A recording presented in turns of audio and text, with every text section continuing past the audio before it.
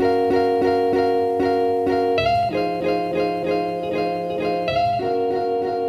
guys, welcome back to another Shop Talk Tuesday. So in today's Shop Talk Tuesday, we're gonna kind of just wing this thing because there's a few things that I want to talk about and a few things that I'm gonna get suggestions from y'all on. Now, as y'all know, I have been focused on forging and forge welding and just putting a ton of time into my other shop, just forging over and over and over and over again. And it's actually been a blast. I've done more forging in the past, 3.5, 4 weeks than I've done all of my knife making career. Just because I've been trying to nail this forge welding process down, and I've made a few knives in this process. I've had a successful sand mai, which y'all remember that had the desert ironwood burl scales on it. It was the one that was railroad spike and 80 CRP2. That was a success. That was the last successful one until hopefully this one right here. Now, this is the one that I'm working on for Friday's video. The difference between this and the other ones, I'll get into here in just a minute.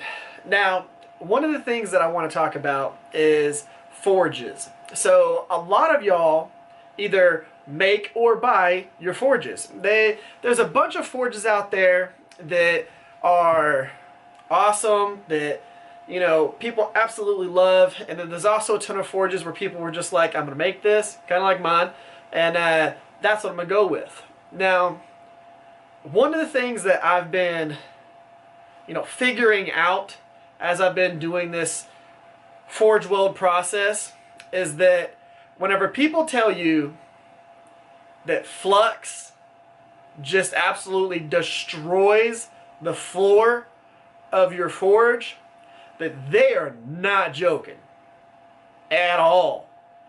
That flux, whenever you have that stuff just absolutely boiling inside there, it is just melting the floor of your forge. My bricks are 2.5 inches thick, and the ones on the floor right now are maybe an inch thick. It's a little ridiculous right now, but I didn't expect that. I expected some, but I didn't expect it to be quite the extent that it is. So I will be making another forge. Now, one of the things that I'm going to be doing is I'm going to end up making a couple of forges. Now, whenever I get the shop extended on, so not extended on, but completely rebuilt, because I'm taking the foundation of that one up, everything, and I'm having a whole new concrete pad poured. Now, I'm going to end up building 2 forges. 2. So, one that has a smaller internal chamber. That's going to be a 1 burner, just with a smaller internal chamber. The one that I have right now is about 14 inches long, which is awesome if you are working with steel that is, my choppers and things like that. The forge is perfect for that size knife. But what I'm noticing is, whenever I'm doing these forge welds, I've got this big 14 inch by 4 inch by 4 inch huge chamber, and I'm working with guys that are this big. 14 inches, little bitty billet. Even whenever I draw this out to like 7 inches, that's still 7 inches, 8 inches long, and a 14-inch chamber. So what I'm going to do is, on this next forge, I'm going to just rethink it a little bit, and of course I am going to be making a video for it, but it is going to be a 1-burner forge, just like I have right now, but the internal chamber is going to be more for stuff like this. I'm not going to be using the soft brick on the base of it. I'm going to be using I'm going to have a harder brick in there. And then the soft brick is going to be all around the side. Now, there will be a soft brick on the bottom, but there's also going to be another little layer of hard brick on top of that so that the flux doesn't destroy it as fast, and I can easily take that brick out and replace it with another brick. But what I've been figuring out is that I don't need such a big forge for what I'm doing. Especially for it being a one burner forge. Now it gets up the temperature, it does what it needs to do, but I'm using a ton of propane in order to get that chamber up to temperature. And I need to do something a little bit different. I'm going to be modifying the stand, I'm going to be changing a lot of stuff on it, and whenever I talked about this in yesterday's video, I've seen so many people with their forges, and I've seen so many people have particular setups, and I thought that that's the way that I had to do it. That's how I needed my setup to be. So that's how I made it. Now this next one is going to be designed way different than the one that I currently have, and it's just going to be, I think that it's going to make sense whenever y'all actually see it. And I haven't really seen a forge setup like it, so I'm going to do something completely different than what I've seen on YouTube and Facebook pages and all that. I'm going to go with something that makes sense in my head for the stuff that I'm going to be working on. Now I will be making another forge that has a larger internal chamber that I'm going to end up doing a double burner for. But for right now, for what I'm focusing on, I need that smaller chamber, and I need to be able to get it up to forge welding temps fast. So that's what I'm going to be working on with those, because again, leading up to this point, you know, was in this one direction and one mindset, and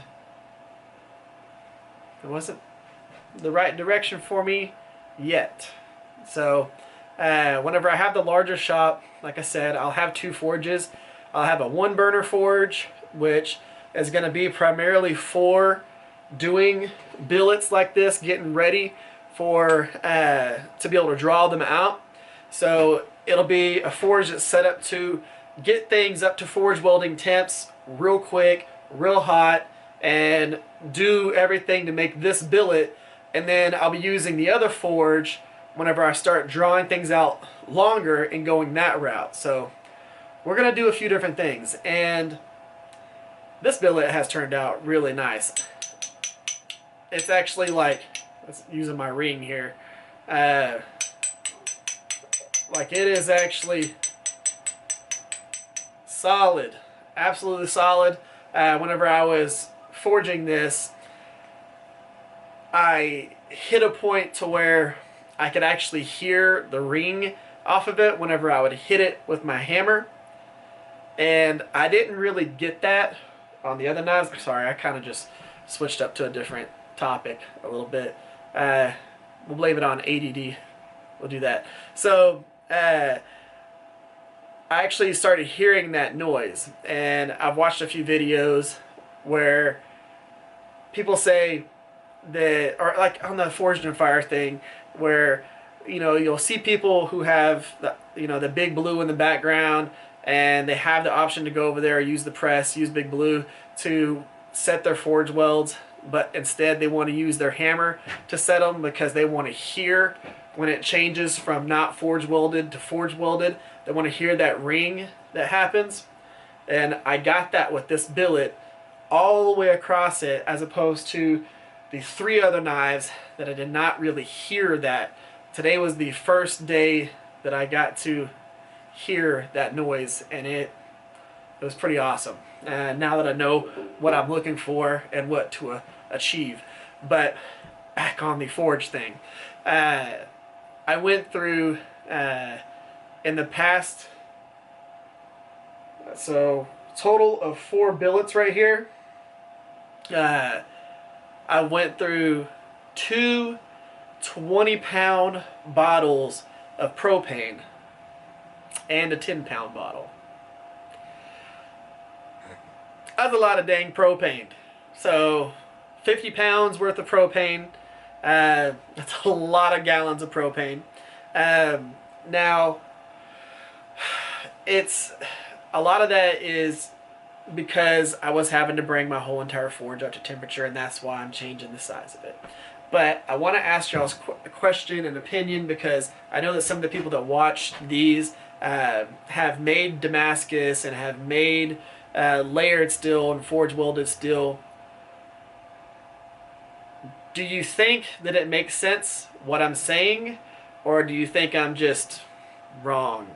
I would really like to know your opinion on that. I would. And if you think that I'm wrong, why?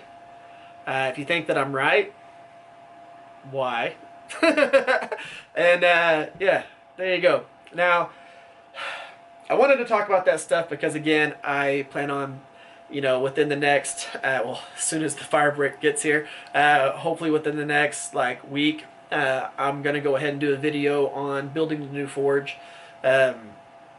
and the reason behind me designing it the way that I'm gonna design it, and yeah, and then what we're gonna do is we're gonna take apart the old forge so that you can actually see the floor of it and everything and how crazy it got after forge welding all of these and having the flux and everything. But I would love to get y'all's input on that, and yeah, there you go.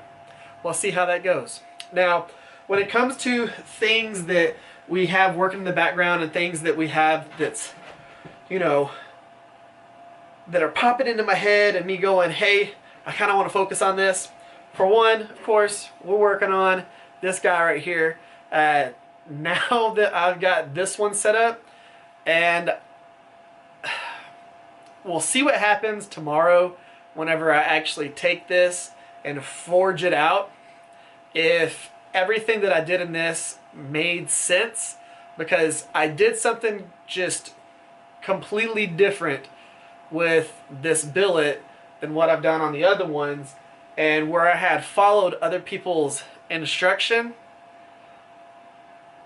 This is different than all of the instructions that I've got. So it's all about what works for you.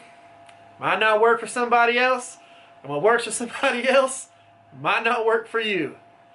But I made different decisions on this based on what made sense in my head. The other 3 billets were basing those on what other people suggested. So we'll see how it goes. We'll see if this is a success versus me trying to do what other people do with their forges instead of learning from my mistakes and correcting it. Now, other than that, I will be making a few more pairs of tongs.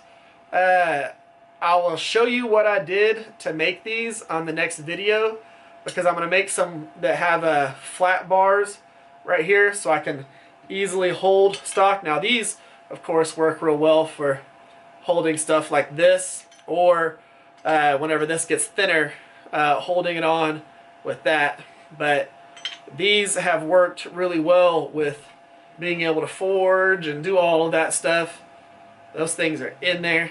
But I'm going to be making a few different styles of tongs based on these real inexpensive $15 tongs that you can get from Harbor Freight. I'm just going to weld on and modify the jaws just like that. Now, I'm going to go ahead and jump into the viewer's knife section so that we can talk about that. We got a knife from Francisco. Now, this knife was actually shown on the TRE workshop page. If you're not a part of that, you should definitely join it. I've got a link for it in the description below. If you don't have Facebook, understand again that that is not the only way that you have to communicate with me. I've got my email address down in the comment or down in the description below. You've got that. You can go on Instagram if you have that. I've got that in the description below. You can comment on a video down below. There's a lot of stuff going on down below. Now, Francisco's knife that he has here, I really like the profile of it. I'm going to go ahead and go to that full screen so that y'all can check it out right now. So what we have here is a knife by Francisco Velez. He goes by Frank. Now, this blade was made out of an old sawmill, high carbon steel saw blade. It is acid etched, stone washed. It has 3/16 brass pins and Chocta Viga wood, I probably mispronounced that, and red liners with a black Kydex sheath and clip. I think this turned out great. I like the profile. It's a perfect little EDC, and I like the grinds that he did on this and the jimping on the spine there. That's a good looking knife. Good job, Frank. Now guys, what did y'all think about Frank's knife? I'm pretty sure he would love to know down in the comment section below what you think about it. Guys, remember, if you haven't sent me a picture of your knives, you got to. I don't care if it's your first, your fifth, your 50th. I would love to see pictures of them, and so would everybody else. So make sure and send some pictures. Now, if you want to check out other knives that fellow subscribers make, again, go to the TRE Workshop page. It's not just me posting knives that I've made on there. There is basically a whole forum there with beginning knife makers, veteran knife makers, that all post their own work as well. It's not just a TRE Workshop page where, again, I just post everything that is all mine. Everybody posts things, everybody talks about them, and you get good feedback and criticism from fellow knife makers, and it's all good stuff. So definitely think about checking that out. Guys, that's pretty much the end of this one. If y'all would give this video a thumbs up, share this video or one of my other videos, and before you stop watching this video, subscribe, turn on the notification bell, because again, there's a good chance that we're going to have a giveaway. It's going to be coming in the near future, depending on what subscriber count we hit. And I'll tell you what it is when we start getting closer to it. Guys, thank y'all for coming by. Thank y'all for spending your time with me today. Y'all have an amazing day. Y'all stay safe out there. I'll catch y'all next time.